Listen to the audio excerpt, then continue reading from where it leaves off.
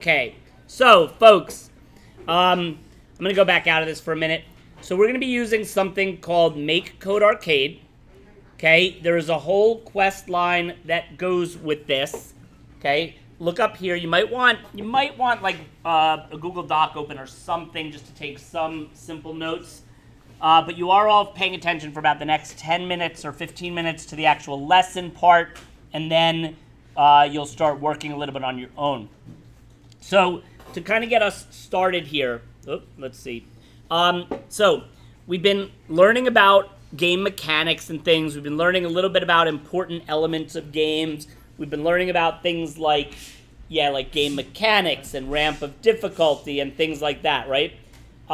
Some of you did, raise your hand if you did the circa 1980 quest or are working on it. Okay, a lot of you, good. So you have a little bit of a sense of retro, like 1980s style games, right?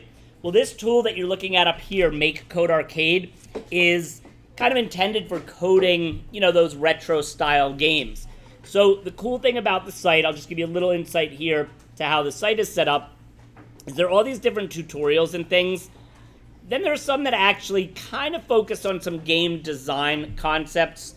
The way the quests are set up, and let me be clear on this, each one you're going to be, for the beginning, you're going to be doing a tutorial, but the thing about tutorials when it comes to coding, has anybody done any like Code Academy or code.org and things like that? All right, you've tried them. So they're great. They walk you off in step by step through doing something. However, we kind of lose some of it at that point because we might follow that we could do it, but all we're doing is essentially following directions, and then if we get it right, we pat ourselves on the back, and we're not really sure we learned anything, or if we get it wrong, we watch the tutorial again, try it again, and eventually get it right because we followed the right directions finally. So what's hugely important in here for every quest you do that relates to any of these coding tutorials is that you do the tutorial, and when I walk you through it, you'll see how they're very simple in terms of what they allow you to do at first. And then once you finish any tutorial, it's going to open up a whole lot more in terms of coding options. At that point, you're going to modify that existing code that you have and make it sort of more original, unique, your own, okay? And then for each one, you're going to be submitting it as a blog post.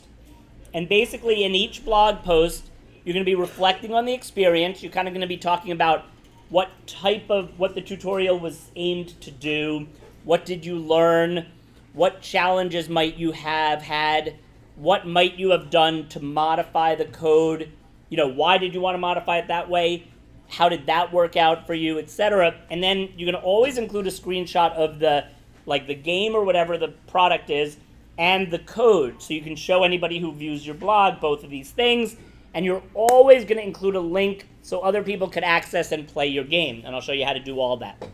Okay, so we're going to start real simple with the first one that I have in the quests. They don't go in the same exact order as they go here. This one, called Walking Hero, is going to have you first make a sprite, we'll talk about that in a moment, and have it move around the screen with the controls. Now what you'll see in a few minutes is that this is going to essentially be two very simple lines of code. Okay, everybody should be paying attention up here for this, okay? So let's not be scrolling around on the computer for now. So you're going to be making an object like a sprite that's a character for your game. You're going to have it move around. It's going to be two lines of code. If we end there, you didn't really show that you expanded upon that. You're going to then play around with that, and I'll show you that too. So if you look here from a definition standpoint, and who knows, maybe one of our boss battles in Classcraft will involve you having to go back and demonstrate that you understand the terminology. So in this case, sprites can be used to represent the characters in your game. Okay, in certain game engines, they use either the word sprite one way or other or the word object, and there are a couple of nuances about them, so I want to be clear about that. Generally, can you close that? Generally speaking, a sprite is like the pictorial representation or the image of a character in the game. Hold on, please. Hello? Yes. Timmy, I think you have a band lesson. Okay, but you'll be able to follow this from home with the tutorials and stuff. Okay, so now, can you lower that please, or turn that off? The sound part, I don't want to hear the echo like 2 seconds after I say everything. So the sprite often is the image that you're going to use to represent a character or an object in a game. I'll see you later, Tim. Sometimes some other game engines would call an object the thing that you program to do stuff, and the object would have a sprite associated with it that's the image. Here they kind of use the sprite and the object a little bit interchangeably, okay? So a sprite's going to represent the character. We're going to create a character. Ready? This is where it gets exciting. On start, we're going to do this set a sprite thing. So I'm going to set a sprite real simply to whatever I want this to be, and it's going to be representing a player in this case. So I'm going to draw up a sprite here. Okay, you're going to see my horrible drawing skills here. I'll try to do better than I did with the last class. Look at that. That's awesome. All right, there's my character so far. My character is going to have blue eyes and maybe a nose and maybe a smile of sorts. Oops, that's too big of a mouth. Let's see. We're going to take this one out, this one out, this one out. So you see the sprite editors, oh, that's because I was trying to make it a box again. And, oh, that's the best, right? Thank you, thank you. Thank you, thank you. I do appreciate it. Now, wait, we're not done yet. We're not done yet. Look at that.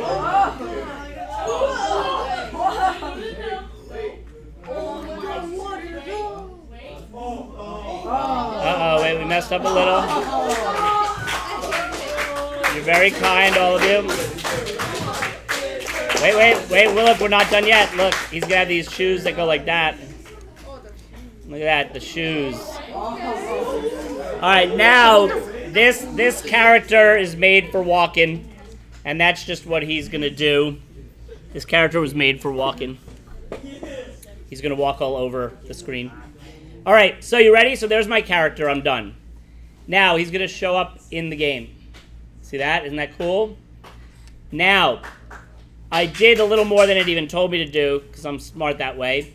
I made it. I now am going to do the next part, which is going to have it move around the screen. So when I go to controller, and I say real simply move sprite with buttons, okay? Pretty easy. I go over here, and now my dude moves around the screen based on the arrow keys or the buttons, right? I think WASD also work as buttons. Or I can use this emulator here. Now, another thing that's really kind of neat, see how it shows it to you in this emulator thing? There is a device, and I have at least one of them that I'll bring into school, where I can send this file to this little device, and it's got a screen. It's got the controllers and the buttons, like a little Game Boy, and I can play my games that I make in this on there, so I can like move around and blah, blah, blah, blah, blah, okay? So we'll be getting to that too. But now, watch this. That was the whole tutorial pretty much, right? Congratulations, you did it. Now again, and this is the actual thing. Later you'll see if I publish this project, I can share this, and people can actually play it or view it and all that kind of stuff. And you're going to do that. You're going to put it in your website, in your blog. However, right now, I want to modify it a little bit, okay? So maybe I want to look through. Now, what you should notice also is when I was in the tutorial, it only had a few of these showing. And each one, if you noticed, when I opened sprites before, did you notice? Can you lower that, please? When we opened sprites before, did you notice how there was only, look up here. When we opened this before, I had this one, and I think I had one other option. Notice how many more things there are under sprites now. And under controller, there's a lot more than there was before. Under game, there's all these interesting things. Music, interesting. Scene, so there are all these different, now it's interesting because the terminology they use at MakeCode typically is they call these drawers. And when I click on or open one of the drawers, who's watching us? Hello. When you open one of these drawers, so to speak, it shows all the stuff in the drawer that we can choose from. So let's think for a minute. I want to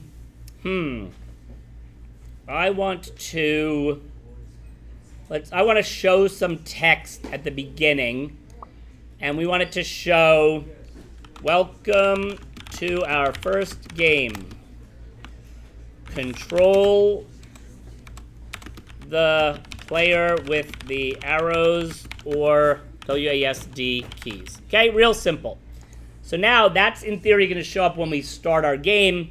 Let's see what happens. So I just modified it slightly by looking around and deciding, let me try this one. Okay. Oh, and dinner beef is back. All right, so reset. So now it shows that, right? When I press A, that will probably go away, and then we start our game. Okay? But what I want you to understand is I just decided to try that. What if I want to have that be on the, how about full screen? That's kind of cool. So I'm going to reset this now, and the directions show up full screen until I click A, and now I can play again. Now you can, when you start playing around with what's possible, I mean, real simply, I can play music also. Let's say I play the C key and I want to play it several times. I could duplicate this. Or better yet, if I want to play it a number of times, I can loop this. Okay, and maybe each time between it, I want a short pause. Okay, now this is going to happen, interestingly, well, we'll see how it plays out.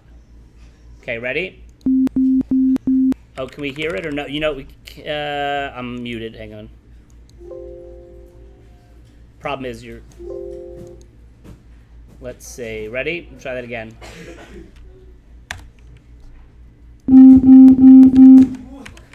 So it played it 4 times, right? Hopefully, in past years, what I've had kids do, which I thought was super cool. Lower that, please. In past years, what I've done is I've had kids, because they were modding and having fun with it, they've made whole songs play, like, by knowing the notes for the songs, because you could go in here and you could change, I could change this to, like, anything on the piano keyboard. That's a little too loud. So, now, if I do this, it's going to play a little differently.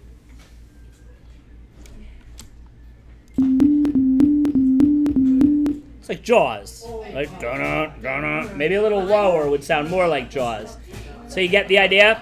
So right now, let's just say I decided the things I was going to do to modify this first game was to add this text, to play a little song, to use the loop. I would then, in my blog post, have a picture of this code, have a picture of the game in action or something. Maybe I would decide to have a picture that showed the text part, so it shows how that looks.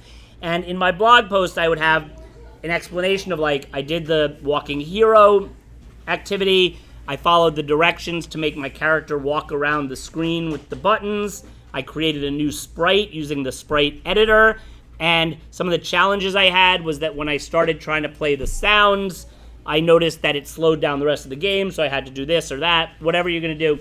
And then you're going to talk about what you did to modify it and why. Does that all make sense? So every quest in this quest line, until you get to the final one, which is going to be make your own, what's going to be either recreate an existing arcade game. So if you were playing like Pac-Man and want to try to recreate that in this, or Asteroids, you could try. The other things you could do is create your own game at that point. So you're going to go through a series of tutorials to get the basic understanding of how all this works. And then you're going to go from there. You got it? So you can start following these quests, and each one is submitted as a blog post. When each one's approved, the next one will open up, okay? Comprende?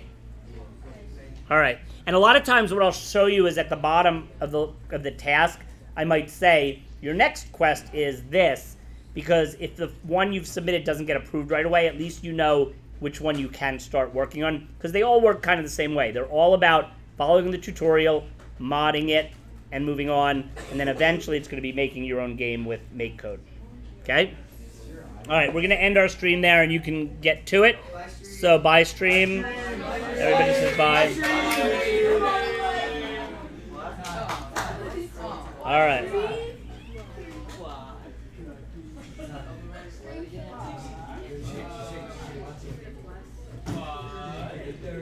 We had 5 people watching that. That was nice. All right, maybe more.